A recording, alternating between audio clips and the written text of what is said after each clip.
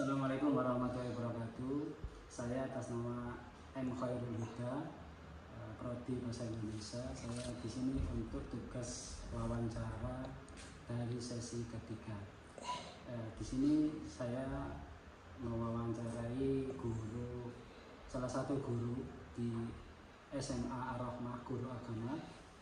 Kita perkenalkan, di sini ada Ustadz Alfian nih, Ustadz. Gimana kabarnya, Ustaz? Sehat, Ustaz? Sehat. Kesibukan hari ini gimana? Hari ini alhamdulillah seperti biasa, masuk mengajar di kelas. Pasti full ya? Insyaallah full. Masya Allah. Ini salah satu guru terbaik dari SMA Al-Rahmah. Insya Allah. Di sini kami untuk mewawancarai. Kan sekarang terjadi kasus di mana-mana itu, di media sosial dan sebagainya. Itu kan ada kasus tentang siswa yang meremehkan gurunya, siswa terhadap intinya itu akhlaknya kurang gitu sih. Baik dari kurikulumnya maupun dari gurunya dan sebagainya. Saya di sini untuk menanggapi bahwa bagaimana pendapat Bapak ketika mengetahui berita tersebut. Ya, ketika saya mendengar berita tersebut dan mungkin sudah banyak yang tahu ya tentang berita-berita tersebut bahwa anak pada terutama zaman sekarang ini dinilai akhlaknya berkurang, turun dibandingkan dengan generasi-generasi sebelumnya. Itu menurut saya adalah hal yang sangat miris. Bagi saya pribadi itu adalah hal yang sangat miris dan perlu segera ditindaklanjuti sehingga ada perubahan yang positif dan tidak berkesinambungan atau bahkan lebih parah lagi. Seperti itu. Ketika kita melihat fenomena seperti itu, pastikan ada langkah-langkah. Kayak kemarin sempat ditayangkan di Metro TV bahwa ada salah satu guru yang niatnya itu menegur, tetapi karena polemik yang terjadi akhirnya guru tersebut itu dituntut untuk dituntut ketika anaknya itu ditegur seperti itu. Bagaimana tanggapannya? Kalau saya pribadi sebenarnya apa yang dilakukan oleh siswa tersebut sebenarnya tanggung jawab siapa? Apakah tanggung jawab guru, tanggung jawab sekolah, tanggung jawab orang tua, atau siapa yang bertanggung jawab? Kalau menurut saya hal tersebut adalah tanggung jawab setiap orang yang punya relasi atau koneksi dengan siswa tersebut. Baik orang tuanya ketika di rumah, baik gurunya ketika di sekolah, baik juga lingkungannya. Mungkin di rumah sudah baik, ternyata di lingkungan sekolah tidak baik. Atau ketika di lingkungan rumah tidak baik, maka hal yang tidak baik itu akan mempengaruhi siswa dan itu yang akan dibawa ke sekolah. Maka perlu kerjasama antara guru, kemudian orang tua, lingkungan itu termasuk ya tetangga dan lain sebagainya dan juga teman-temannya. Bagaimana kalau misalkan saya itu mengkategorikan bahwa ini itu ada kaitannya antara akhlak siswa dengan pendidikan karakter guru? Bagaimana? Jelas itu berpengaruh karena siswa itu bisa terbentuk menjadi A, bisa terjadi B, siswa bisa baik, siswa bisa buruk. Itu adalah potensi dari hasil dari pendidikan. Apa yang dia lihat, apa yang dia dengar, informasi yang dia masuk itu adalah bagian dari pendidikan. Pendidikan dari orang tua dan yang sekarang di sini menjadi catatan adalah pendidikan karakter oleh guru. Nah, itu sangat pengaruh sekali. Apa yang diinformasikan oleh guru, apa yang dinasihatkan oleh guru, dan terutama apa yang dicontohkan oleh guru, maka siswa itu akan bisa melihat, mendengar, dan merasakan, dan bisa juga dari situ siswa akan mengikuti. Maka dari situ pendidikan karakter oleh seorang guru atau sekolah itu sangat penting bagi siswa. Terima kasih Bapak. Di sini kan ketika saya sudah masuk ke lingkungan sekolah ini ya, saya tadi kan ada di situ kan ada banner jelas besar gitu ya. Di situ salah satunya ya pendidikan karakter yang diampu di sini atau dipakai di sini adalah 5M, 5S, mohon maaf, 5S ya. Sapa, salam, salim, sopan, santun. Bagaimana ketika Bapak melihat seperti itu dan penerapannya di kelas? Di sekolah sendiri kan pasti memiliki program yang terkait tentang pendidikan karakter, entah itu yang bersifat formal KBM seperti pelajaran PPKN, ada juga pelajaran akidah dan akhlak. Kemudian juga ada program-program non formal yang tidak bersifat KBM. Contoh tadi ada program 5S, senyum, salam, sapa, kemudian sopan, santun. Nah, itu ketika itu diprogramkan, maka itu disosialisasikan, kemudian diajarkan dan dicontohkan. Senyum, bagaimana ketika siswa itu bertemu dengan temannya atau bertemu dengan orang yang lebih dewasa, entah itu guru atau tamu, bisa tersenyum. Kemudian bisa menyapa dengan sapaan, monggo Ustaz, pagi Ustaz, atau nyapa temannya. Kemudian dilanjutkan dengan salam, assalamualaikum. Dan ada salim ketika dengan guru atau orang lebih tua, dan salaman dengan orang yang sebaya atau dengan adik tingkat. Dan yang terakhir adalah sopan dan santun.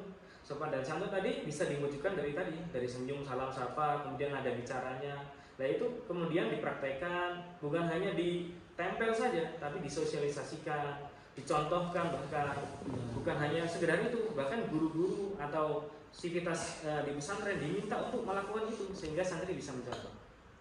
Dari pemaparan Bapak tersebut ya, ketika ketika mengutarakan atau kita mempraktekkan di lingkungan sekolah, ada nggak kendala atau siswa atau guru atau teman ketika itu Bapak menerapkan tersebut di dalam kelas? Entah itu siswanya bengal atau siswanya yang kurang memperhatikan atau harus kayak seperti menuntun pelan seperti tidak seperti biasanya gitu.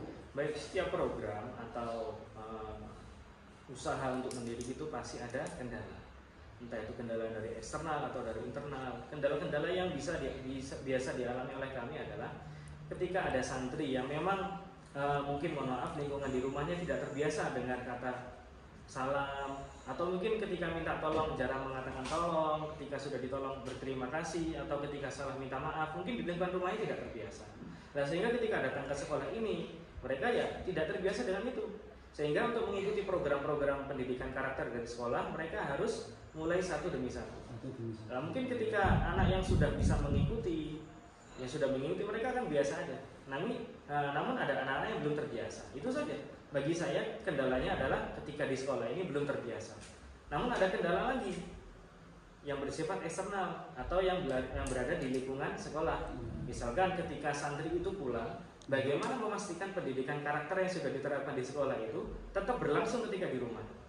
Nah itu campur tangan dari orang tua ya. Maka sekolah atau kami menginginkan atau berusaha mengajak kerjasama kepada orang tua melalui komunikasi yang sangat efektif. Kita mengajak bersama-sama, ini karakter yang sudah kami tanamkan, mohon di rumah tetap dipraktekkan. Kenapa? Karena ketika dipraktekkan di sekolah, ketika di rumah tidak dipraktekkan, ketika mereka kembali dari liburan, bisa jadi dari nol lagi kita akan mengawal. Iya betul. Kalau ada tidak ada pengawasan dari orang tua ya Pak. Ketika melihat, kan biasanya sesuatu proses itu kan pasti ada namanya itu penilaian. Bagaimana penilaian Bapak ketika hal tersebut dilakukan ketika di dalam kelas, baik itu di kelas Bapak maupun Bapak wali kelas ya? Iya betul. Nah, bagaimana teman-teman? Alhamdulillah sampai saat ini terjadi perubahan yang positif dari siswa-siswa setelah program ini dijalankan dan dilakukan secara konsisten, akan terjadi perubahan yang positif. Santri bisa menjadi lebih sopan, bisa menjadi lebih dewasa, bisa peka terhadap lingkungan dan sekitarnya, dan saling menghormati kepada teman, menghormati kepada orang tua. Itu sudah mulai terlihat. Maka dari itu usaha-usaha yang dilakukan oleh sekolah tadi bukan usaha-usaha yang bisa dibilang gagal. Itu usaha yang terus berlanjut dan ada hasil yang positif. Alhamdulillah. Semoga Bapak selalu dalam senantiasa keistiqomahan untuk membimbing santri-santri yang ada di SMA Ar-Rahmah. Amin. Untuk terakhir Bapak, apa pesan dari Bapak sendiri untuk guru-guru di seluruh Indonesia, mungkin untuk pengembangan karakter atau menanamkan nilai-nilai akhlak seperti itu? Oke, baik, pesan dari saya sebenarnya saya tidak bisa bilang pesan ya, karena di luar sana banyak guru senior, mungkin sharing saja. Menurut saya yang harus selalu diperhatikan adalah konsisten. Yang pertama itu konsisten dalam menyebarkan kebaikan. Yang tadi program-program karakter itu kan hal yang baik, disebarkan kepada siswa. Apakah cukup? Tidak. Konsisten memberikan dukungan-dukungan berupa tadi seperti ada banner, sehingga santri dimanapun bisa ingat dan bisa melihat, oh ternyata ada senyum, salam, sapa dan lain sebagainya. Apakah cukup? Tidak. Yang terakhir adalah konsisten dalam memberikan teladan. Nah, ada tambahan lagi setelah itu, karena ini berupa program, maka harus ada konsisten mengevaluasi. Jadi setelah dilakukan, apakah ada santri yang masih kurang, nah, maka santri itu dievaluasi, diingatkan, dan programnya dievaluasi lagi, apakah bisa diperbaiki sehingga kedepannya bisa lebih bagus. Gitu. Terima kasih Bapak untuk waktunya, mohon maaf ya, waktunya, pencerahannya, ilmunya, semoga Bapak selalu dalam keadaan sehat. Amin. Semoga yang saya sampaikan ini bisa bermanfaat bagi saya dan bagi para yang mendengar. Terima kasih. Untuk yang terakhir, saya ingin menyampaikan pada diri saya sendiri untuk Bapak bahwa untuk keleluasaan dalam pengajaran tersebut itu harusnya ada timbal balik, benar ya Bapak. Salah satunya itu adalah pendidikan karakter dan antara akhlak siswa dan karakter guru Bapak. Untuk materi kali ini cukup. Terima kasih untuk waktunya. Assalamualaikum warahmatullahi wabarakatuh.